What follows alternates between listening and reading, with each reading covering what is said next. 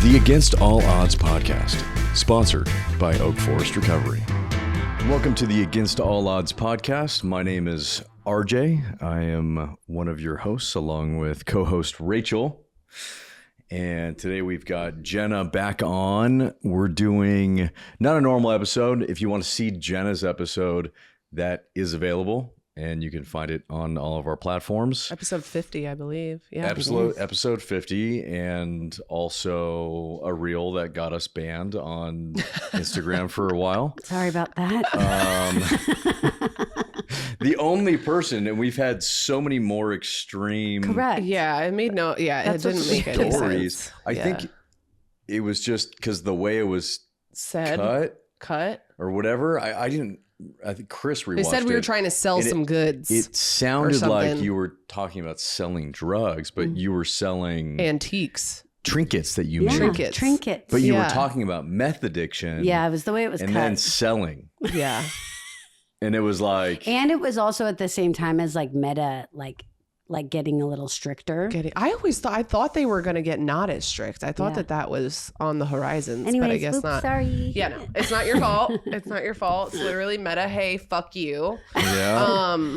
It's AI, I think. Yeah. Yeah. Well, that's the issue, dude. It's AI. Dopey podcast got their whole account removed, and they wrote an article on page 6 in New York, and Dave was on there, and they were talking about how it's just not. Right, especially in the recovery space. Yeah. People will be talking about because stuff. they've banned all sorts of things and then made AI search for some shit. Right. And then we talk about very charged topics, but we're not endorsing it. Right. And it's like I don't think the AI can decipher. No, it can't. Right. It can't. And this is why robots and AI should not really be a thing. Yeah. Actually. Well, they're just not smart enough yet. Yeah. They're just not picking up on the nuance. Yeah, it's dumb. Talk about a charged topic. She's been talking about robots for like a week. I have. Yeah. I have. Johnny, have you ever seen? You guys have Waymos here, right? Yeah. Oh, yeah. What do you think of those? I won't get in one. Waymos are no. I've never gotten in one. I won't. Absolutely not. Dude. I love it. Dude, that's so scary. See, that's weird to me. You love that, but you won't go skydiving. No. It's the same thing. I love it. No. Because. Oh, here's all the reasons. No. My dad and John and everyone does. Yeah. They're like, whenever I'm driving, I'm the only person to drive. No one will drive me. Yeah. But the statistics of like Teslas and autopilot or Waymos accidents are so much less frequent. I know. I just than don't a human believe that. driving. I trust those machines, especially. It's not in a thinking sort of scenario. It's in a very like logic based scenario. It's where I think AI does really well, right? So it's just risk assessment and following guidelines and rules, which is great. It's not like freeform thinking, like creative or like watching a video and determining whether we're talking about selling drugs or not, right? Driving on a road, there's rules, there's lots of things that AI does really well. I think it does it way better than humans. You don't get worried that someone can hijack it and like hack into the system and then run you off a cliff? I mean, how many people have taken cars and just driven through parades? Yes. I mean, that's easier than hijacking a Waymo. Yeah.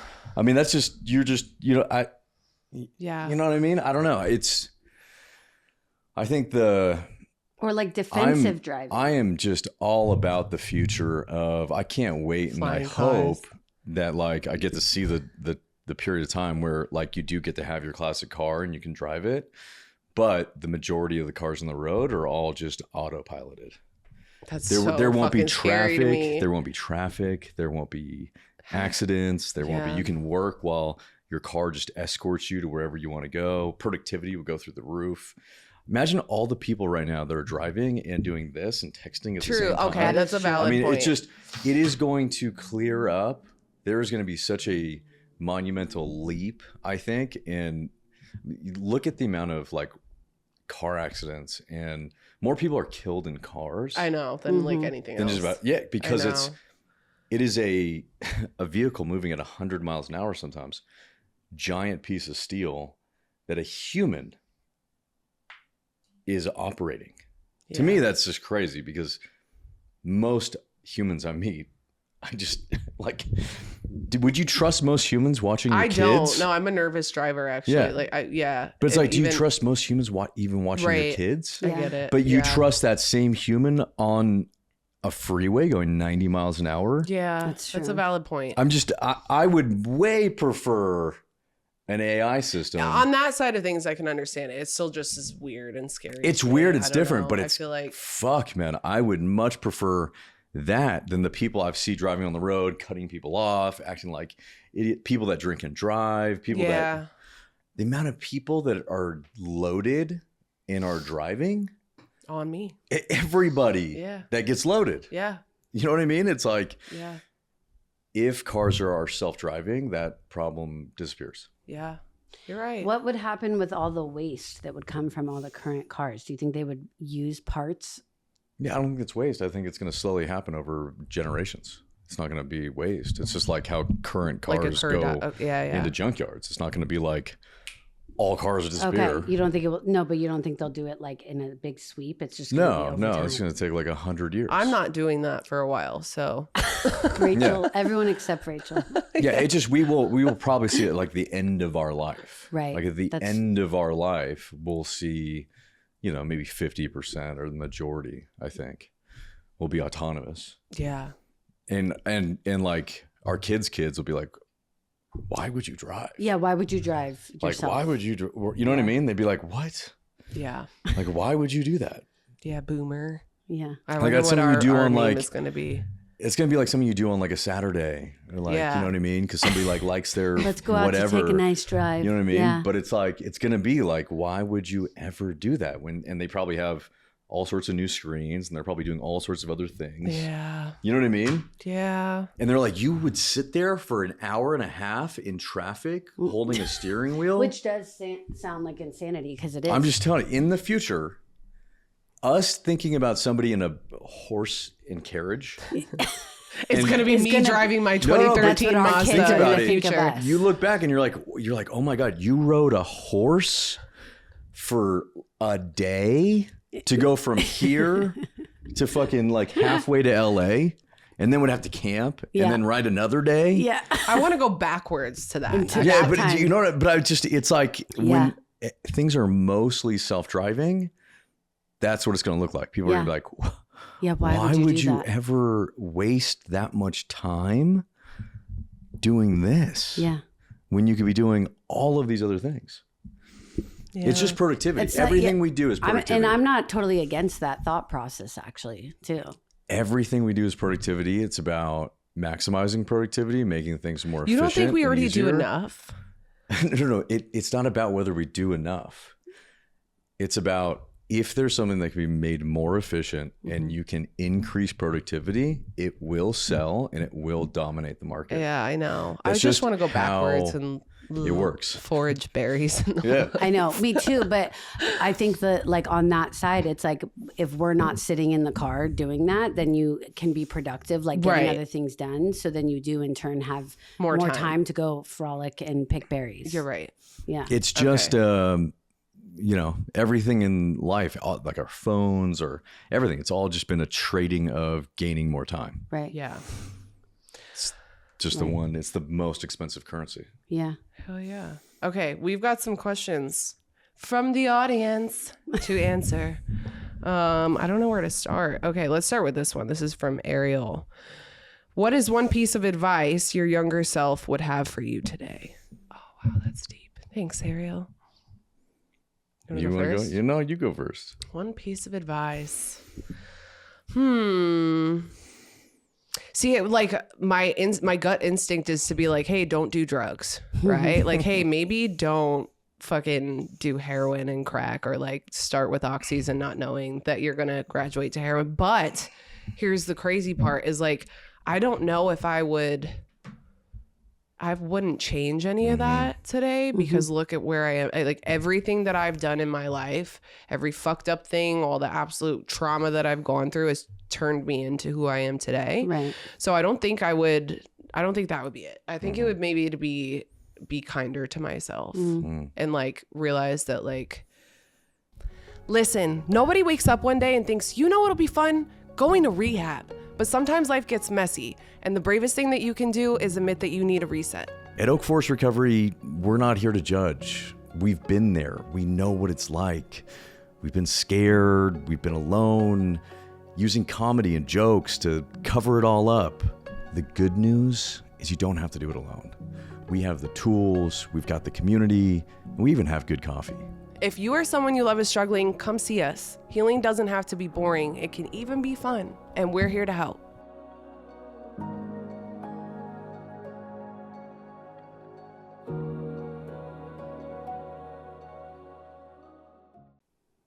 I don't know. If I could go back and give myself a hug, my younger self a hug, I would, because I just really like hated myself from a really young age and like felt very just not a part of anything. And just, I think that was all, a lot of it was just in my head. Yeah. So if I could tell my younger self that she's loved and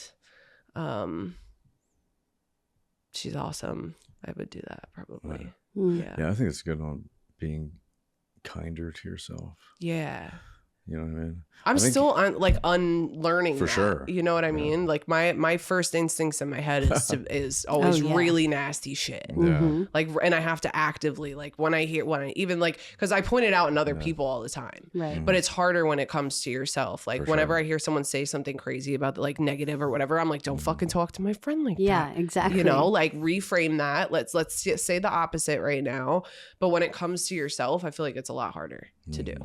Yeah. What would be yours? Yeah, I like the being kind to yourself. I think that's a good point. I feel like I would tell myself to pay attention more. I think I just didn't pay attention a lot. Does that make sense? Yeah. You know what I mean? Yeah. I think I just didn't pay attention. Yeah. Like it was like, and I don't even know if it was from like an ADD or an ADHD standpoint. I think I just literally was like, this is boring. This is pointless. I don't care. And I just didn't pay attention. Yeah. And I just paid attention to the things I wanted to in my own head. And if, I think there's a lot of loss from, whether it was being in school or being around adults or being around friends' parents, that if I would have paid attention more, I think I would have learned more. Yeah. You know what I mean? Like I have like a little stepbrother. And he's like somebody who just really pays attention, like from a young age. He's like observant. He's observant. He pays attention, and he is like so far ahead of his years because he just so intently pays attention. Yeah, and like soaks it all in. Yeah, and he just sees value in everything. He's like, oh, really? And he like he's so inquisitive and pays attention. Yeah. There's nothing that's too boring. There's nothing that's like, oh, I know that already, or you know what I mean? Yeah. Which is, I think is such a rare thing. Yeah. So what would be yours? Mine would be like to speak up more. I know that might surprise you now, but my younger self, for sure, I was like quiet in ways to like keep the peace or out of like fear of like what people might think about me, like having a differing opinion. And then I definitely think it affected like asking for help too, Yeah. Hell yeah. Yeah. Where today now it's like real easy for me to speak up. And we'd love to see it. Yep.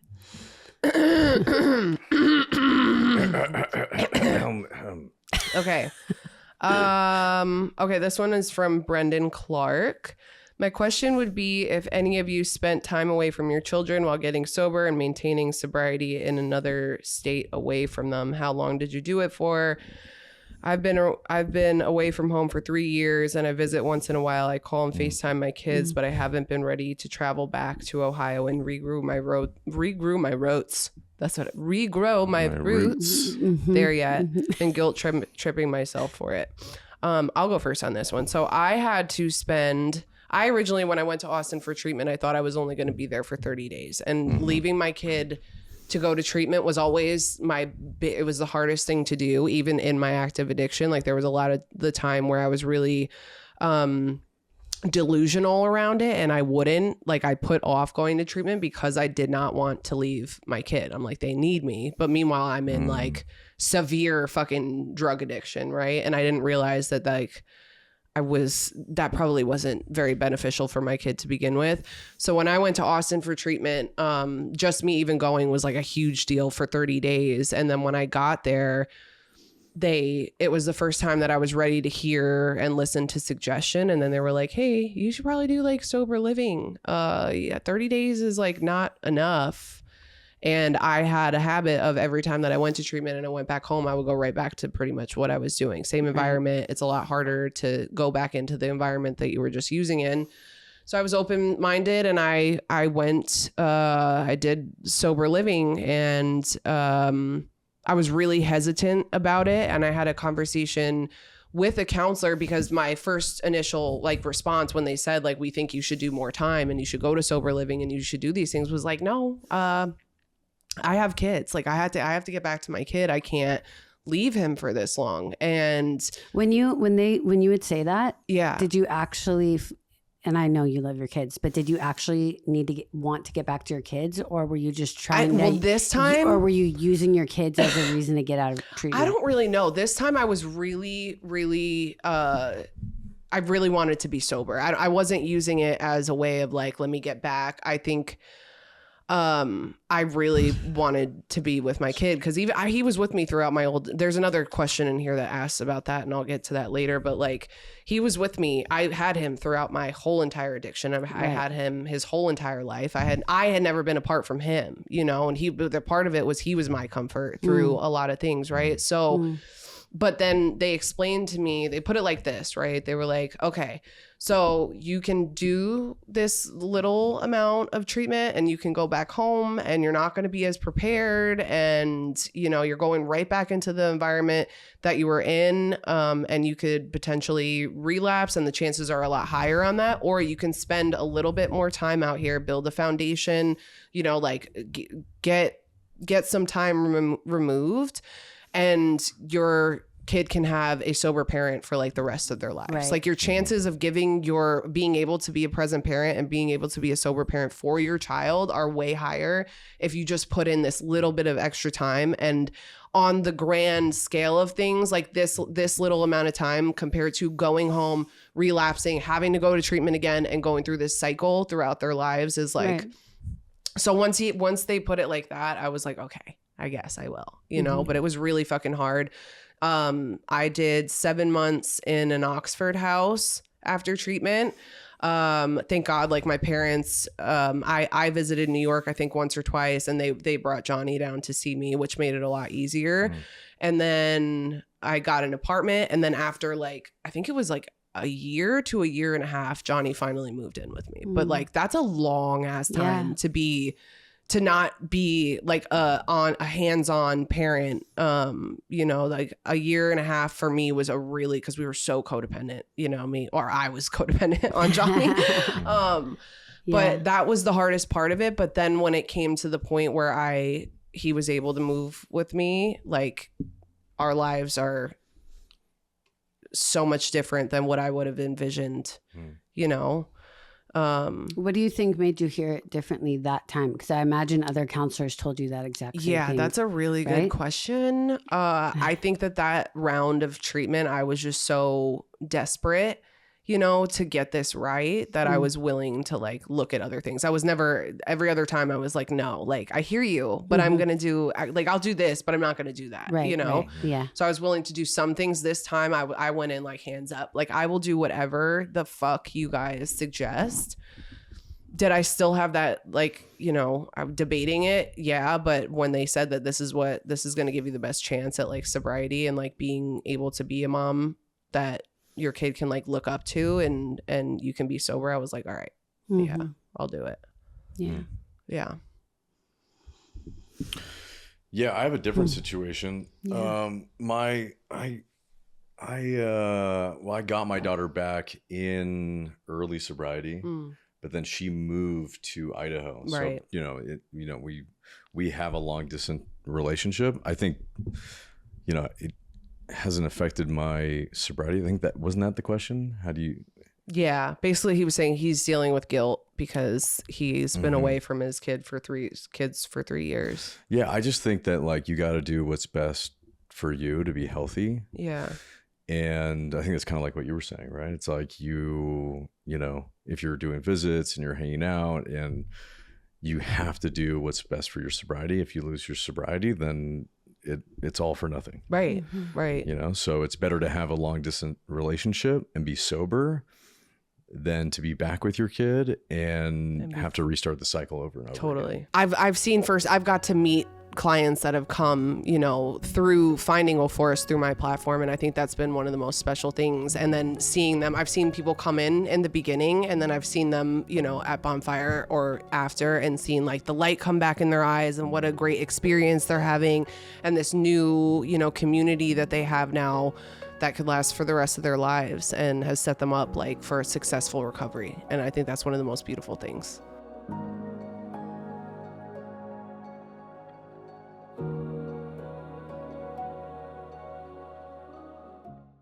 So, you know, if where you're at is the best spot for you, you know, maybe it's about how do you get your kid to move with you, right? Like how you did, or, you know, if you need to get on more solid ground to move there, or like me, I don't live where my daughter lives. Yeah. And there's no plans to, and we haven't for many years. And I fly out to Idaho and visit her, and that's the relationship that we have. So it's like, I don't think, you know, I think relationships can take many different forms. Yeah. You know what I mean? And there's sometimes maybe you know, you got to take a look at, you know, is your guilt, you know, is that really inside of you, or is that like society's, you know, what society has impressed upon you? Right. On what, so like what the traditional relationship looks like. Right. So, yeah. You know, I just take a look at that and, you know, do what you know is best. And to thine own self be true. Yeah. Right. So. Yeah. And I can say, looking back at that time, that I wasn't like a primary parent, and I was able to do, I had Johnny at 18. Yeah. So I had never not been a mom, you know, like I grew up really fucking quickly. I had never had the freedom to like do things, because my whole young adult life I was in active addiction. And then I became a mom. Yeah. And then I had whatever. And then I went through more addiction. And then when I finally got sober, like that time I was really able to like create connections with good people and, you know, a network, and actually like do things that healed me in that time, and learn like what I like to do, and like, oh, I can have fun sober and all of these things, so that by the time he lived with me, I had such a solid fucking foundation, you know, like I really needed that time, you know? Yeah. So yeah. Thanks, Brendan. Okay. Sarah Clark. I want to know when Jenna Foster drops her other OF, not Oak Forest.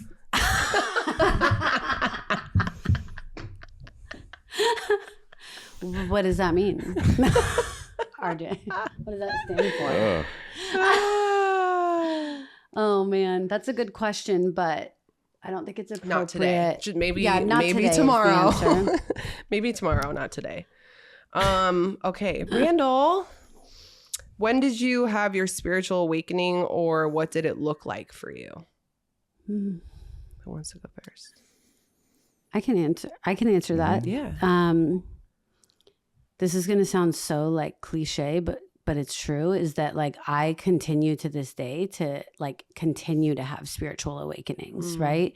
And so like whether it's things around parenting or around like healing past generational trauma, or like overcoming something, you know, or it's like some new experience with other people or nature, like these things like continue to happen, and they typically happen for me when I'm not trying to force anything to happen. If that makes sense. Like in the very beginning, it was different. Like there was much more of these like huge aha, like pillar moments. But after having some time, there's things that happen like on a daily basis that give me that type of experience, right? Like spending a week with people that you feel deeply connected to on like a soul level, and like listening to a sound bath under the stars, like you can have this moment of like, wow, like this is my life today, you know? Yeah. And like, I think a spiritual awakening, right? It's like has to do with like the way that your perspective is and where you are in that moment. And where it's like, other times in my life I would have been like, oh, it's so cold out here. These gnats are biting my ankles, right? Like it's like these little things. So I don't know. Yeah, that's my experience currently is like these continued spiritual awakenings, you know? Yeah. Yeah. I think the same. I have the same thing. I'm consistently like reaching new levels of spirituality and like these awakenings. But I know for me, I think the first time that I realized, like when I went through the work, like honestly, this first time that when I first got sober, I don't remember like a tangible moment that I had that I was like, until my boyfriend passed away. And for the first time ever, and I had lost so many people close to me before then, for the first time ever, I didn't want to get high. And I almost felt this sense of like peace, which was wild. And it was almost like God was telling me like, I'm going to be okay. Like Tommy was telling me like, I'm going to be okay. And I didn't feel like I had to run and go get high over it, which was wild. And I remember thinking like in that moment, I had just found out that he passed away. And like, I felt this like immediate, like almost like just like a peace wash over me. And I think that's when I really realized that like, I was like, oh shit, God, hello, you know, I'm here, I guess, you know? Yeah, absolutely. Yeah. What about you, RJ? Yeah, I remember pretty like vividly. It was like when I got through my amends. Yeah, I think for me it was, I remember having like a little bit of a moment on my fifth step. Like I did my fifth step and then it was like, I felt sick after doing my fifth step. But it was like with hindsight looking back, like that was like the first sort of beginning of a spiritual experience. But it didn't feel good. Yeah. Right? Like it wasn't like, oh my God, this is amazing. Like, Yeah. I didn't feel good. I felt not good. But it was, I think, the beginning stages of maybe awakening to a spiritual experience, which for me was, you know, sort of painful. And then getting through my amends, I remember that it was like a morning in like February, March. It was probably like April. I think it was like April. So it was like springtime. And it had like just rained and it was like early in the morning and I had gone to the 7 a.m. and I was leaving and I was going to the gym. Yeah. And it had rained, but you know, in like spring where there's like those spring clouds where there's still sun coming through. Yeah. Like shining like, you know through what I like mean? God. But it's rays. like raining. It's like raining, Yeah. but there's like sunshine and like blue. And like, it was like one of those mornings, you know what I mean? And everything was like really green, like grass was just starting to come out. And I remember in that moment feeling like I was one with my creator. Yeah. It was like, oh, this is what it is. Like, this is it. Like I felt free. I felt totally good. I didn't have much, but I felt like I had everything. Yeah. Right? So it was like, I think for me, yeah, it was, but you know, I did the work really quickly. I didn't pause. I just like ran through the work. And I was probably like, you know, somewhere between day 70 to 80 and was mostly through my amends. Yeah. And was just like, boom, it was like amazing. And I had like left this morning meeting. I don't know. It was just like all the right sort of ingredients aligned. Yeah. And then, and then it was this song that came on the radio. I think we talked about what song this. was it? Was it Fireflies? Fireflies by Owl City. Stop. Yeah. I love will that. not believe your eyes. Yeah, and no. What is it? 'Cause 1 million. How many fireflies is The it? first time I ever went to rehab when I was 20, Yeah. it was like, you know, this first time ever being sober and it was years earlier than my spiritual experience. I was with all these dudes. We went to the gym, we came back and I was feeling so good. And it was when that song had come out. I was 20, just turned 21. So that was like, I don't know, 2009 or something. Yeah. And Fireflies had just released and it was on the radio. And the boys just kept playing it. And we were all like hyped on it. I don't even know why. It was like so coming through. No, but this is like, I'm talking like years earlier. Fireflies played at another good point in your life. Yeah, at my first rehab. time. And now I was leaving this morning meeting and I would like, I hadn't heard Fireflies in years. Yeah. Like it's not like a song I like would turn on. Yeah. Right. But I use Pandora and I put Pandora on and for whatever reason, Fireflies came on in the algorithm which was like so random. Yeah. And it was like, yeah, and I just was like, dude, this is it. That's your Yeah. spiritual You know what I mean? Like, that was- alignment song. Stop. I love I'd that. like sure. to make myself believe. Yeah. That the world Planet Earth turns slowly. Exactly. Dude, that's a fire That's All song. my Good. hair was standing. I was Yeah, you got the driving. I think like a goosebumps. tear came down. And I was just like, Oh yeah. Oh, that's beautiful. yeah, it was. I love that. That's fucking sick. That's so good. What caused you to choose to become a part of the Oak Forest team? The first time you came out, I was like, oh my gosh, this is my family. These are my best friends now. And I immediately felt very drawn to the Oak Forest community. I think it's really beautiful, from just the bonfire meeting and people not even necessarily needing to go through Oak Forest to go to that. And then also knowing that they have this safe community, or if someone needs help, they can go through this program that has changed so many lives. I love that it's like a family and tribe, like you call it. From seeing how many people have gone through there and then decide to work at Oak Forest and help others and want to stay in that community because they love it so much, I think that's truly something that's I haven't seen anywhere else.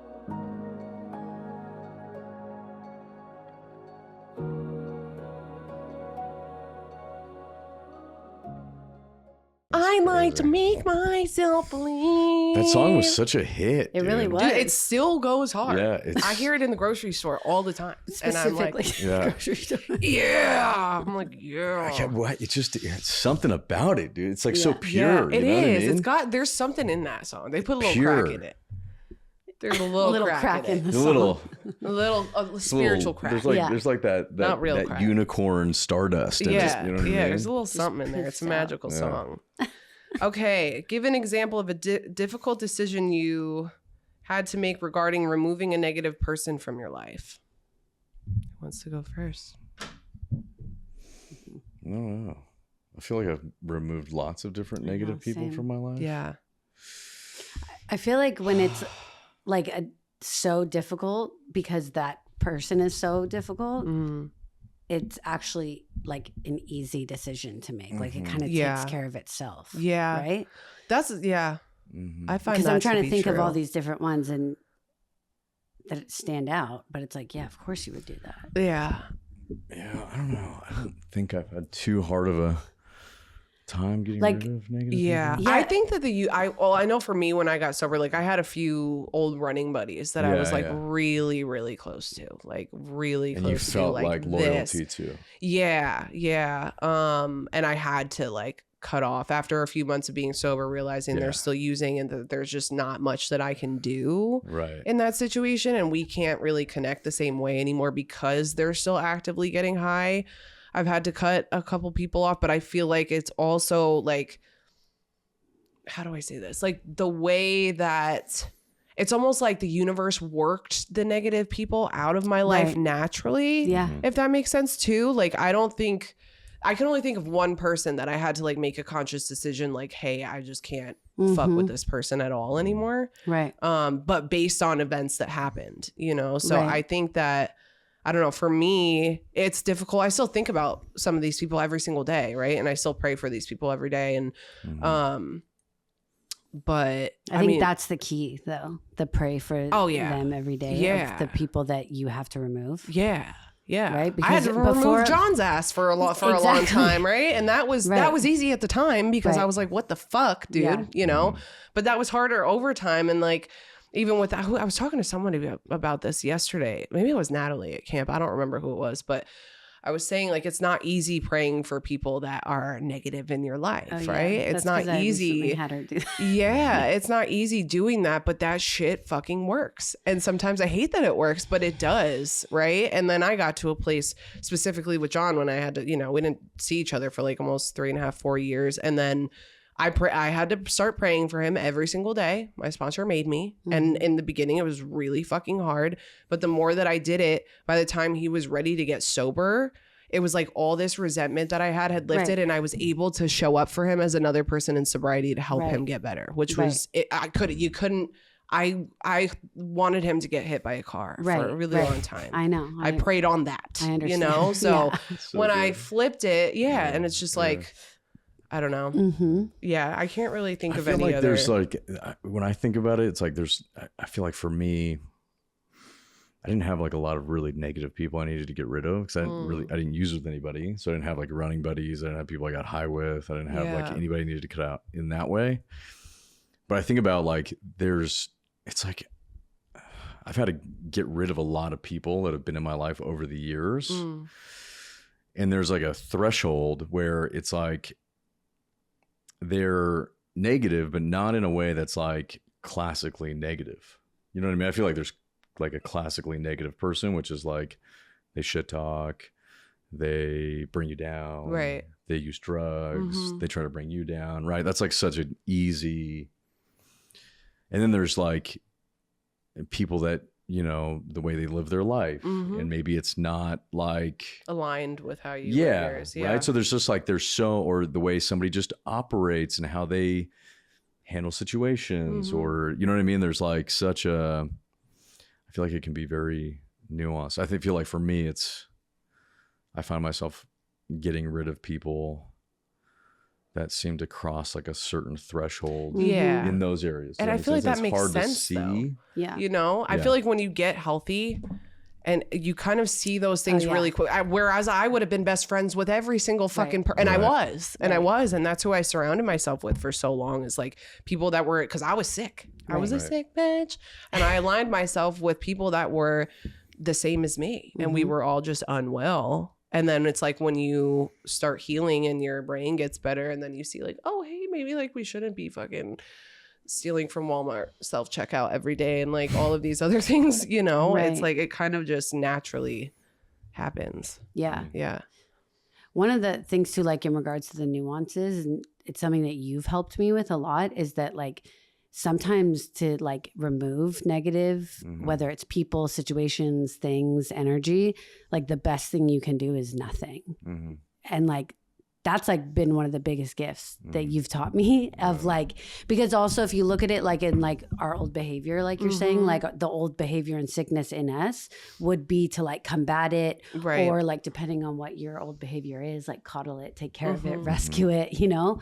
And it's like sometimes just doing nothing is like the most powerful and like loudest statement you could possibly make. Yeah. You know what I mean? Yeah, I like that. Yeah. Okay, is it true if you don't use it, you lose it? Yes, actually. What are we talking about though? No, like, people, yeah, which... I mean, I feel like that could go so many different ways. What are we losing? Yeah, what are we I don't know. using? I don't know. Losing. I'm not sure. If you don't use it, do you lose it? Okay. Like your car keys, your spirituality, your OF. Yeah. What is it? I don't know. Your crystals. Yeah. I think you can get anything back. Okay, this one is from Christy. My questions are, did any of you ever worry about speaking publicly about your addiction? Did you think it would impact or limit future job opportunities? And secondly, did you struggle for a long time with overthinking about and feeling overwhelmed by the things you did while in active addiction? If so, what helped you overcome those emotions and helped you let go? I think for me, I've never really cared ever. It's always been a benefit. Yeah. But I did sales forever, so I feel like I can turn anything into a positive. And I felt like getting sober was such a empowering, positive, reinforcing thing that, I felt like it was a benefit. Like when I would share it, if it was like in an employment situation or whatever, like in a professional setting, I felt like it actually gave me a leg up and I could use it in that way. I think that, but that's for me. But I also, don't work a government job. I'm not trying to work a government job. I don't want to be a firefighter. I don't want to be a police officer. I don't want to, be a public servant in any way. Right. I think in those careers, like if that's your aim, then I think that's an interesting topic. Yeah. You know what I mean? But I think in regular life, like if it's just like it's sort of any sort of normal general public sector, I've found it to be a benefit, right? But I couldn't imagine if I was like going for like my dream was to be a senator. Yeah. Or you know what I mean? But then you got guys feel like that would be refreshing. For sure. I feel like that would be, I feel like most people, I don't know, maybe not. I don't know. In your experience with treatment, how special is Oak Forest? Oak Forest is very special. I've had my fair share of treatment experiences. I've even worked in treatment myself. And Oak Forest is like something I've never really experienced before. And I think that it's almost something that like cannot be replicated anywhere else, at least from what I've seen, right? And so it's just like this community and the love and the support that goes from the beginning of the process, and not even just with the clients, with the families, with everything else. Like everything that I have seen goes above and beyond. And like beyond even as like all of these people are being employed long after they have completed treatment, right? And I think that right there says everything.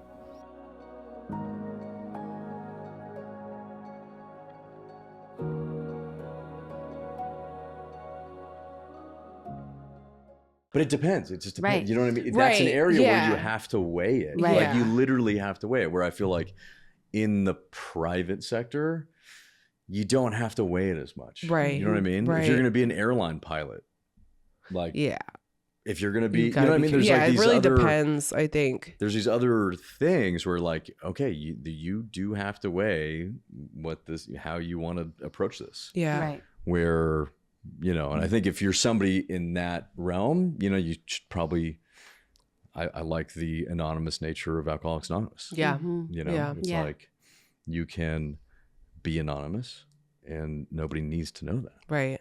Right. Mm-hmm. I think I always felt called to talk about addiction and like my struggles. I know that for me, I didn't feel really comfortable with it until I actually got sober.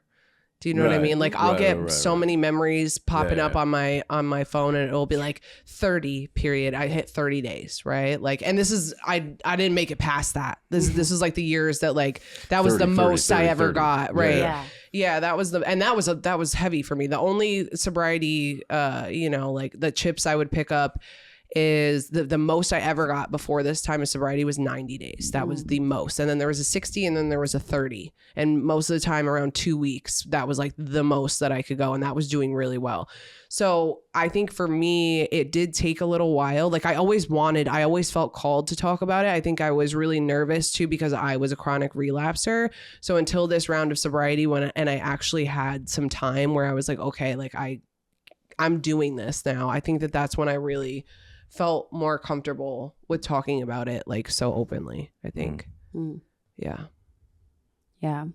I, in the very first couple of years of sobriety, didn't feel comfortable talking about it. Yeah. But I can tell you now that it's all ego, all of it. Right. Whether it was like fear of what like that person thought of me or they would think of me, or like it was all ego attached to this narrative that I created of how everyone viewed me or thought of me that like really probably is not super attached to reality. Yeah.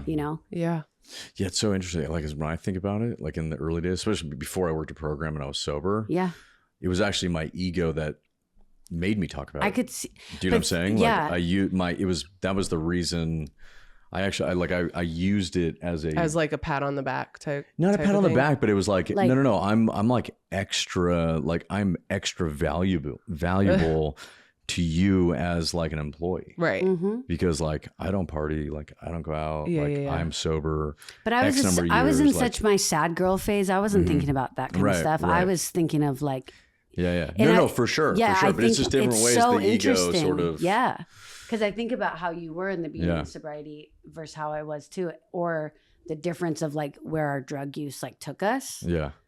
Right. And like I saw like so interesting. My ego saw sobriety as like a superpower. Yeah. Okay. Right? Like I didn't see, like I was never somebody. So did I. Yeah, I just thought I was like, oh, this is a superpower. This is fucking like cool. I'm in before I worked any 12 steps and I had years of dry sobriety, I thought it was like a leg up on people. You know what I mean? Like I'm better than you.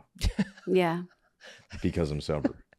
Yeah. Right. Because like you're going out on Friday night. Yeah. And drinking, or you're going, and I'm you know not. what I mean? And I'm not. Yeah. Or like I'll come and like see you for like 45 minutes and then I'm like, peace, I'm going home, going to bed. I'm getting up early. Like I'm going to hustle. Like Right. you're not. Like Yeah. I'm like, I'm years ahead of you. Yeah. Yeah. It was. Yeah. So anyways, that was my the interesting. second part of that question was, did you struggle for a long time with overthinking and feeling overwhelmed by the things you did in active addiction? If so, what helped you overcome those emotions and helped you let go? Fuck, I was not in the mic for that. Hopefully y'all heard that. Did you hear that? Okay. The steps. Yeah. That's it. The steps. Yeah. That's the only thing.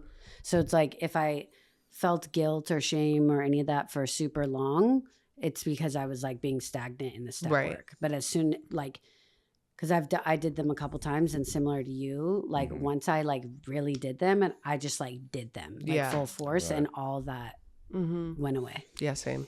Yeah, I'd say the steps is definitely what helped me with all that. I'll still have little moments here and there where something will pop up, and I'm like, oh my god, like I can't believe, I just cannot believe. But it's not. Yeah. Like I'll have like fleeting thoughts and stuff, and it still affects me in some ways. But I think that if it's affecting me to a certain level where I'm thinking about it often, it's something I need to do work around. Right. Like if there's like something I'm super ashamed about, and it keeps coming up, and I apply some point of the step work to it, it's really easy to get relief or an answer. Really easy, you know.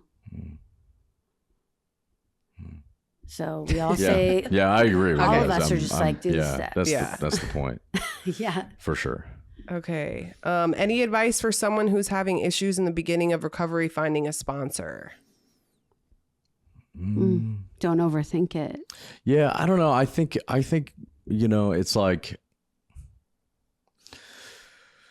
if it's your first time going to AA or you haven't gone to AA and you don't know how to find a sponsor, I kind of like think that you should get to know all the people in the meeting.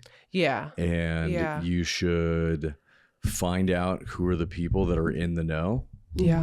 Like not just like, oh, like she's attractive, or oh, he sounds cool, or like who's been coming for a decent period of time, who you can go to and be like, what should I do? Yeah. Right. Because I feel like, I don't know, I feel like at Oak Forest, right? Like we put so much effort into making sure that people are like sort of paired with somebody that is like a good fit. I think it is important. I think it is important. I think it is. I think it's a really, really important piece of AA that doesn't have an instruction manual. Right. And I think a lot of people probably walk into, it's like, I think about Oak Forest, and I think one of the main things that we do is like, we help walk people through that process, which on their own, they likely would not do. Right. Right. Yeah. So if you were to, any one of these young adults were to walk into an AA meeting and listen and say for an hour, they're probably going to leave pretty quickly. They might talk to a couple people. They might even talk to just the wrong people. Right. And then never come back. Right. Yeah. And I think that you gotta find the people who are like the regulars, you know what I mean? Like find the people who are the regulars of that meeting and ask them for some advice. Yeah. Even if that means raising your hand, like, and saying, hey, I'm struggling looking for a sponsor. If you have any information, come, like, I'd love you to talk to me after the meeting, because the people who are like really doing the work, they will come talk to you after the meeting, right? You know, and like do that a couple times, a few weeks in a row, like you're saying, so you can find out like who these people are. It's interesting. It's to balance. Like, don't overthink it, but also overthink it. Yeah, no, I know. You know what I mean? It's but like So when I say don't overthink it, I'm meaning like, put your hand up and be like, hey, I need some help around here. Yeah, you know. Yeah, it's. But you're right. It is that weird balance. Yeah, there's a weird balance. I feel like. I think a lot of people also don't realize that like you don't have to stick with your first sponsor. For sure. Like if it's not working out, You don't need to stay. If you get a lot of people get a temporary sponsor too. They're like, hey, I'm looking. I'm like in the process. And you also don't have to relapse if it's not working out with your sponsor. Exactly. No, which I think is important. Yeah. What I think is interesting too, I think this is true for all three of us, is like we came and left and came and left and came and left and came and left. And so in the practice of doing that, we picked up on what is. Yeah. You know what I mean? And I think it's... Listen, nobody wakes up one day and thinks, you know what'll be fun? Going to rehab. But sometimes life gets messy. And the bravest thing that you can do is admit that you need a reset. At Oak Forest Recovery, we're not here to judge. We've been there. We know what it's like. We've been scared. We've been alone. Using comedy and jokes to cover it all up. The good news is you don't have to do it alone. We have the tools, we've got the community, and we even have good coffee. If you or someone you love is struggling, come see us. Healing doesn't have to be boring. It can even be fun, and we're here to help.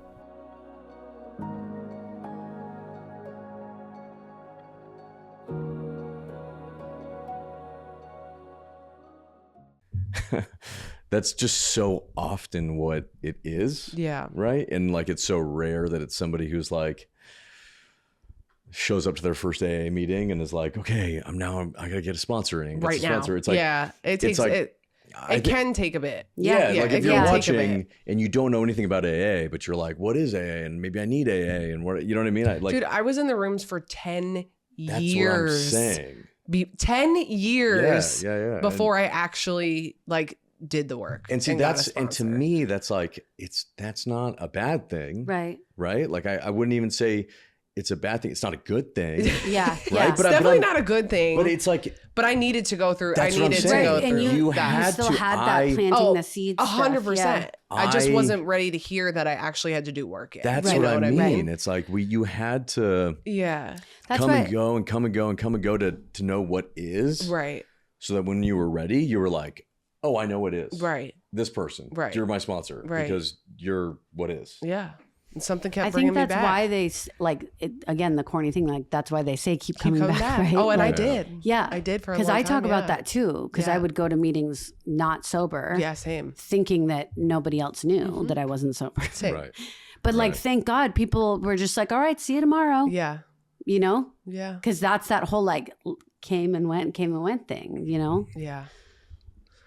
Just meeting people where they're at. It's messy. It is. Messy. Yeah, there's no like there's no way to linear put it. process. It's messy. I also want to touch on these days. I think that there's so many different ways to like, there's a lot of people that will tell me they live in like a rural town and there's not a lot of meeting options and the people in there are all like 80 years old and they don't have anyone to choose from.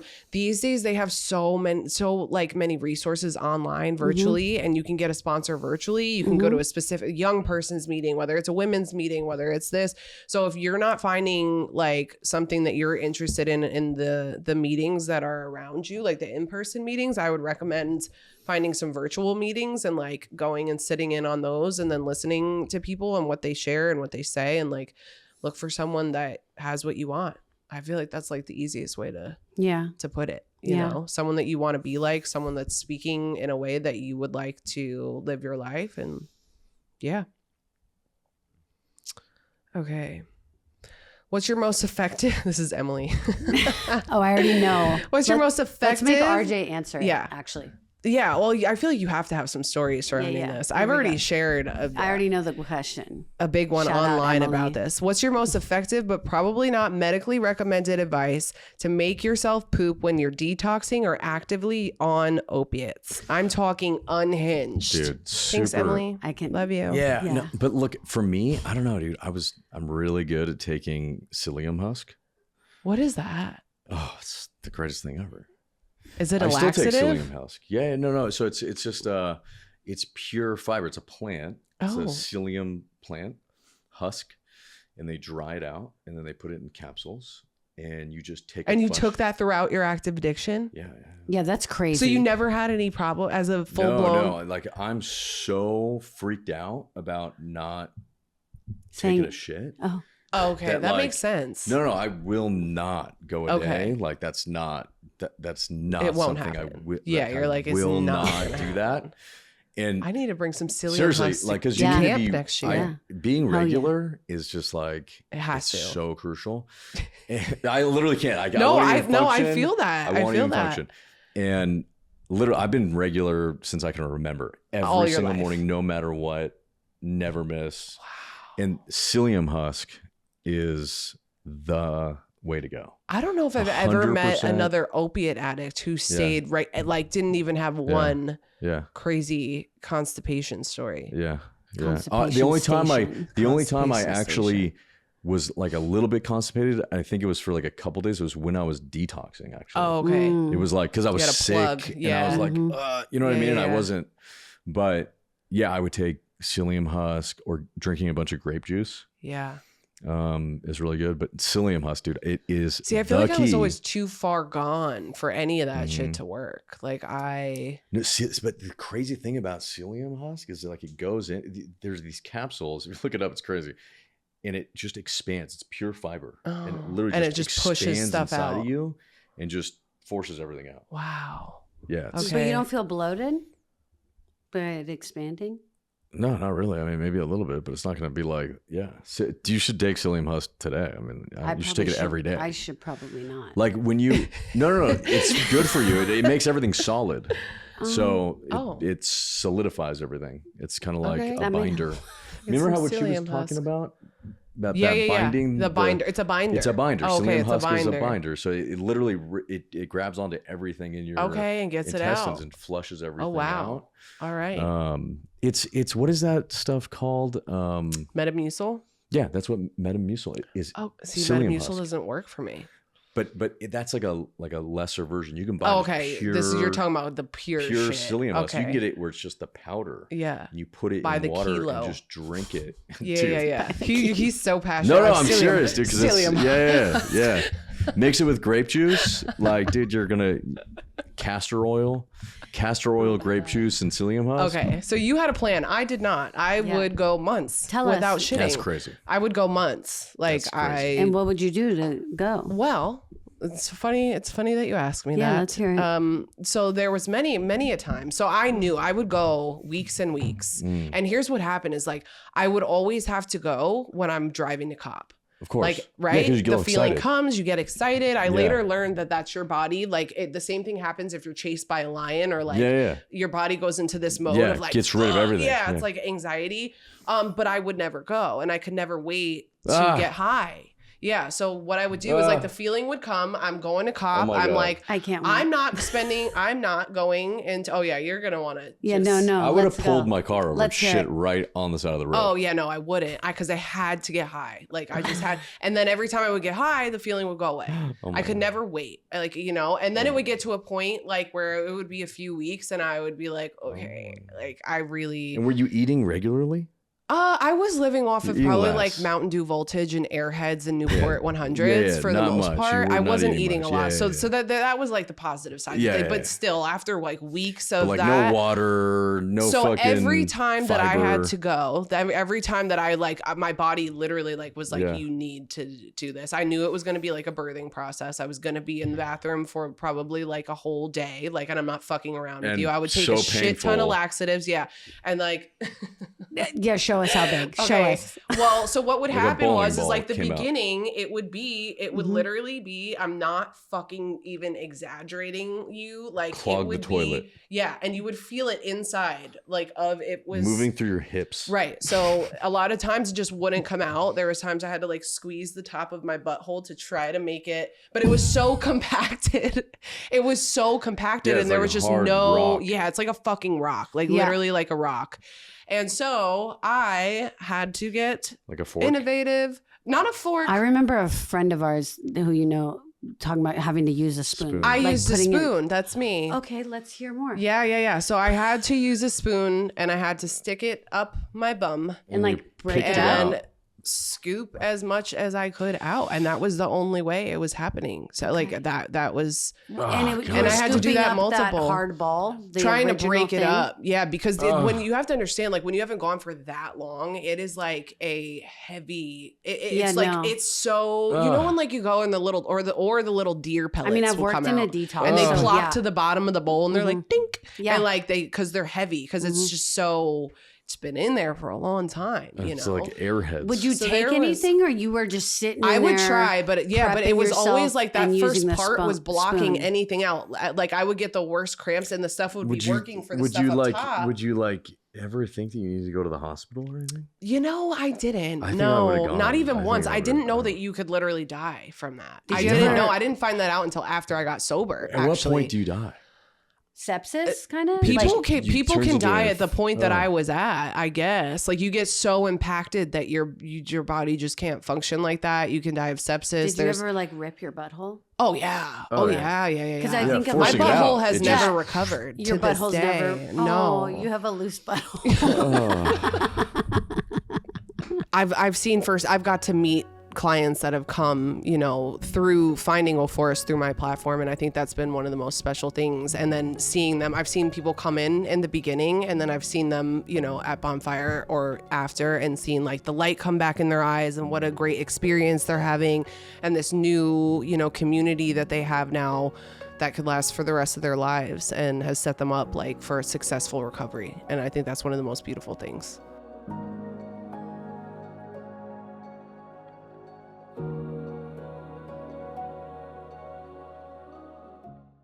Oh my God. Listen, and this is why I share this. I shared this one time. Loosey goose. So fucked up. No, it's not loose, but it does have a little look to it these days. Yeah, you can see it. Oh yeah. One time my butt came out like a flower. Yeah, it does that. It'll prolapse. Yeah, I know what you're talking about. Flower butt. Yeah, flower butted. Can you make your best butthole face with your lips? Can you? Okay. Yeah. Whose is the best? Yours is the best, I would say. I don't know. Ours is pretty good too. Pretty tight butthole. Okay. Prolapse. You prolapsed your asshole. Yeah. Because you were pushing so hard. Yeah. So I had did it come and no shit came out? It just prolapsed and no shit. But that's even worse. Yeah. It was just floured. Yeah, flower butt. And the ball was still up there. Yeah.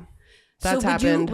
Would you have already done the spoon? Okay, but when it once that happens, I had to go. Listen, when take a rest. When it would finally take a rest. When it would finally all come out. Take a rest. What was that like? Yeah. Oh, it was like having a baby, like quite literally having a baby out of my asshole. Ton of pain? Oh yeah. And would you be on the floor just like Like could you poop it out on the toilet, or you just poop it out in a fetal position on the floor? No, I got it out on the toilet, but like it was like, and you're like fighting for your life. Like you're like, help, like help. Like, and then you're like almost that's how Elvis died. That's how Elvis died. Yeah. Trying to get it out and he couldn't. Oh my God. Did you know that? On the toilet. He died on the toilet. Why did I not know that? I think his heart exploded because he was pushing so hard or something. He died. Oh my God. Trying to do what I did many a times and was successful. That is so fucking gnarly. So. That's so.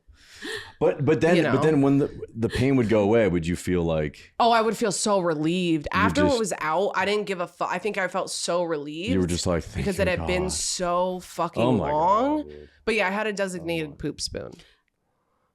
Yeah, and then people were asking me. It was like a tablespoon. I'd say it was a tablespoon. How long would it take for your floured butthole to go back? I don't really remember. I think I was so traumatized by that you couldn't look at it. I probably. Oh no! You just sat down. You're like, no, it's literally, be right. no. I was like, I don't ever want to see that. Yeah. I think John came in. I was one just time. gonna ask if you ever had a dude that noticed it. Oh yeah, John was with me through all of these. And what would he say about it? He loved me through it. Oh, we love you, Father John. Yeah. Or there's probably a couple. I think I actually was so traumatized by that time for my butthole that I don't really remember. I think I must have like blacked it out. Yeah.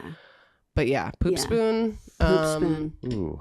Where would you keep your poop spoon? Right under the sink. Okay. In there. And there's a lot of people that ask me. They're like, "Did you put it back in like eating stuff?" Designated no, I'm poop not spoon. a fucking animal. You know, like I didn't make people eat off of my poop spoon. Or did I? You know? True crime. But yeah, so I think that was my most gnarly. There was poop worms. story. Well, you win. Yeah. At this conversation. Yeah. Okay. And so does Emily. There was probably worms. Oh yeah, there probably was. Yeah. And there was probably all kinds of living creatures in there. There's probably all kinds of shit in there. Wow. This is not the first time Rachel and I have talked about poop together on a podcast. We talk about poop all the time. time. Does that surprise you, RJ? No, I mean, everyone poops. They do. Know? Yeah. It's just, it's like going to sleep. Yeah. True. Except I do it every day. Yep. I love that for you, honestly. Sleep. That's really, that's like the healthiest. I can't even remember. I literally cannot remember. I can't talk about my bowel movements because I'm very single and there's too many like fish in the sea out there. You never know. It might draw in the exact right type of man that you need. You know? Psyllium husk. Psyllium husk. Just okay. Let's see. What was it like for you being a mother to your oldest while being in heavy in your addiction? She goes on to say, I don't think I've seen you talk about the struggles of being a mother while using, then having another while being completely clean and sober and the guilt that comes with that. Okay, so yeah, when Johnny was with me all throughout my addiction, from the time he was born to the time that I got sober, I was an addict, like 95% of that time. How many years was that? I think it was 7. 7 years? Yeah. Okay. Yeah. But you were like a very functioning addict. I was a high functioning addict on the outside though. Like I will say I used to take Johnny with me to cop.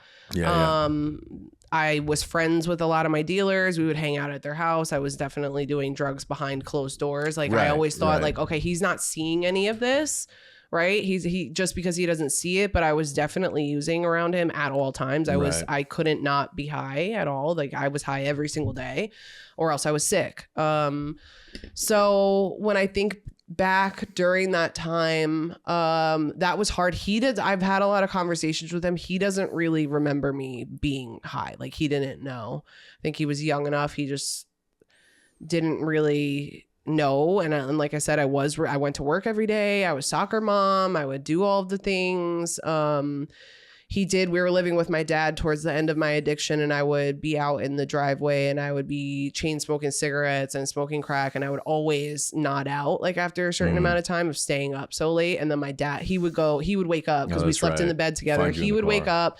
He would wake my dad up. My dad would come down to the driveway, and I had just been like, like cigarette burns, whatever. And, I used to play it off as like, oh, this is my only time, to just like vibe out. And I was really tired and, whatever. So good. So good. And then I would get into bed with him and I would just do the same day over and over again. I do have a lot of guilt on like the fact that I wasn't able to be actually present for so much of his life, like even though I was there, I was not able to be like as present as I am now able to be with Silas. Right. So then there's definitely times where I'm like, fuck, but through doing work, I've realized that like what I can do is like living amends and I can be present for him today.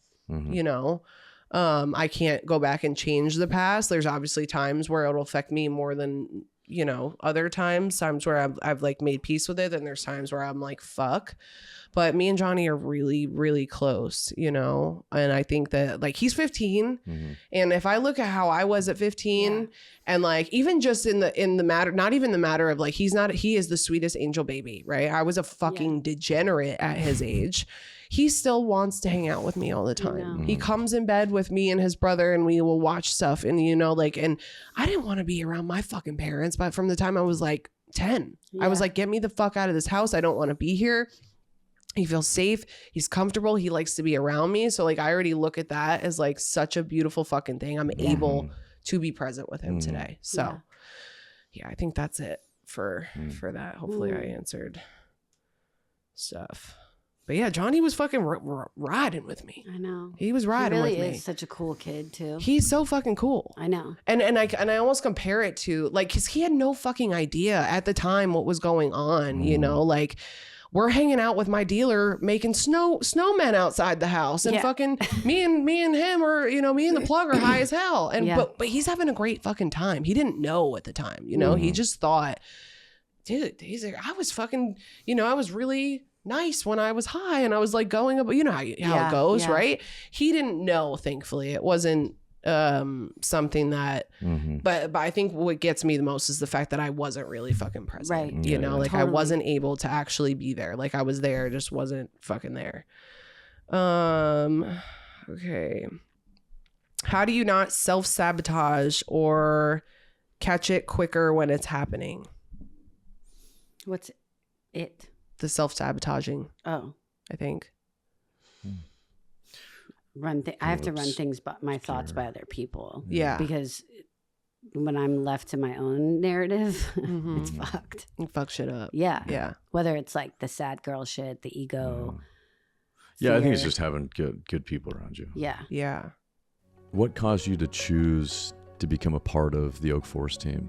The first time you came out, I was like, oh my gosh, this is my family. These are my best friends now. And I immediately felt very drawn to the Oak Forest community. I think it's really beautiful, from just the bonfire meeting and people not even necessarily needing to go through Oak Forest to go to that. And then also knowing that they have this safe community, or if someone needs help, they can go through this program that has changed so many lives.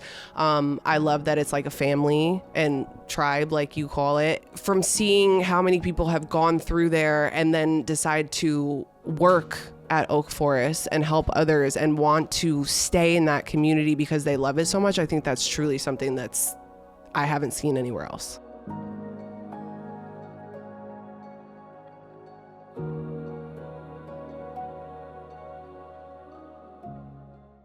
And I think that the awareness that comes from being sober, I think you're usually more aware of like character defects and things that after you do the work. So this is all, I think everything that all three of us have been through, a lot of inner work and, you know, all of the steps. And I think that when we speak from a place of experience, like these are all things that get easier after working the steps. Right. Yeah. Yeah. Because in the beginning, essentially almost everything you do is a self-sabotage. Right. Like you've been operating 100% solely out of self-sabotage. So then to get out of that is incredibly foreign. Yeah. Okay. Do you ever struggle spiritually or when your HP connection? Do you ever struggle spiritually, or probably like, do you struggle feeling connected to your higher power at times? Yeah, for sure. I think it's like it waxes and wanes. Yeah, I think that's like ebbs and flows. I think it's just the human experience. You know what I mean? It's just like, I think the human experience is like constantly taking you further away from God. And then it's like, you know, you're constantly having to get closer to God. Yeah. And like actively. Fucking... Yeah. It's just this like, I think it's like the part of being alive. Yeah. You know what I mean? It's like this. Yeah. It's like we live, and in the act of living, you like can get further away from God, and then you have to like be constantly coming back. And I just feel like it's this tug of war. Yeah. I think that God I'm a firm believer that God shows up when we let it. Like for me, I was feeling before camp this week, I've been feeling very like I haven't been able to feel God. Like I'm going through the motions, right? And I've gone through this a lot of times in my sobriety. Like I'm going through the motions, I'm praying, I'm doing this, but I haven't been able to feel it. It's like you're just going through the motions. And I haven't been able to feel like a pull from God or like this connection. And then I went out into the fucking woods and I did a bunch of and had stuff. Your phone shut off. Had my phone shut off. Right. It's like, all these things that get in between. And it's like, I've realized that like, if I'm seeking out God, I need to be doing things like that. And I have to let it fucking happen. Right. There was some quote, I can't remember what it was. It was so good. And it was something about like exactly what you're talking about. It's like this, just, you know, it's like the idea of like being connected with God, or like, it's like a constant, it's like a lifelong wrestling match. Yes. You know what I mean? And it's like, you know, you're constantly trying to pin it down. And then every time you think you've got it, it comes with More like a swoop, like a swoop, like leg underneath, you know what I mean? And then pins you back down. Right. And it's like, it's just like this like wrestling match or this dance or this tug of war that sort of, you know, happens. Right. And it's like, and then we're just constantly in the fight. You know what I mean? Yeah. And it's I feel like it's not doing it justice, because it was so much more beautiful than the way I'm saying it, because it sounds so negative the way I'm saying it. No, but I get what you're saying. But there was, I can't remember it exactly, but it was so beautiful because it was about that sort of like that fight, that wrestling match that is, you know, it's really not negative. It's a very positive thing, and it's what the human experience is. Right. And I think us being in recovery and, you know, being in like a 12-step thing, it's like it's thrown us into the wrestling match. Yeah. Right. Yeah. And then it's like given us some like basic combat moves to like continue the fight. Yeah. Hell yeah. Yeah. I know, like it's like changed so many times over the years too, right? Where sometimes it's like way more welcomed, and there's sometimes where I'm like fighting harder, right? And I think with that, like what I've learned is that like the consistency of like intentional mindfulness keeps me more grounded for the days that I'm not as grounded, right? So, and it's like that idea too that we have to have that like intentional mindfulness, like on the good days and the hard days, because I mean, it's just kind of like our drinking and using, like we did it in both times, you know. So it's like I do things today that like 12 years ago I would have been like, I'm not doing that, right? And now if I don't do it, I can feel the difference. Yeah. You know. Yeah. Like you were talking about nature, like when you were talking about having a spiritual awakening, like for me, moments in nature, you talk about being in the forest, are like very grounding. And so like where I live, for example, like my bedroom door, every morning I open it up and I put like my bare feet on the grass. And that's like some people wake up and pray on their knees right away. And like, I think we all have our different things. But that's what mine's been the last like year and a half, but I didn't always have that, you know? So it's, I think everyone struggles with that. Yeah. I got on my knees this morning because I'm trying to bring this connection that I found at camp. And everyone, there was these like little themes that just kept reoccurring the whole weekend, the whole time we were at camp, that I just kept hearing. And I'm like, these are things that I need. And that's how God shows up for me, right? It's like I went there with the intention to feel more connected. I went there to try to work through some blocks that I was feeling. And I did that. And it's like not even just through like me actively connecting with God, but like through other people. Things were said that I needed to fucking hear. Right. And when was the last time I actually like got down on my knees to pray? And it's been a hot minute, girl. It's been a hot minute. So I'm trying to, now that I went there and I do feel more connected, I'm trying to fucking harness that and save that and hold on to that. So it's like, these are things that I need to do. Right. Because if I really look at it, and my part in all of this is, right, I started waking up and being like, God, I offer myself to thee. You know, like to get it. It was like I'm doing it to get it out of the way. Right. I'm doing it because like I need to do it. Yeah, exactly. Not this like intentional, like trying to. And over time, I just didn't feel, you know, that's where that like this numbness came from. And I just wasn't feeling connected. And so it's like, these are the things I have to go out of my way. And I have to like do more sometimes to feel connected. Right. Yeah. Definitely. Yeah. How long have we been going? Oh shit. Okay. I think I think that was most of the questions. Yeah, that's right. Yeah. Cool. Hell yeah. Thank you for coming on our freeform episode. That was great. I like the freeform. Yeah, it's cool. Great. Yeah. That was good. Ask any other questions you have in the comments, because we'll be doing these every now and again. Throw them in. Thank you for watching. Love you. Adios. Goodbye.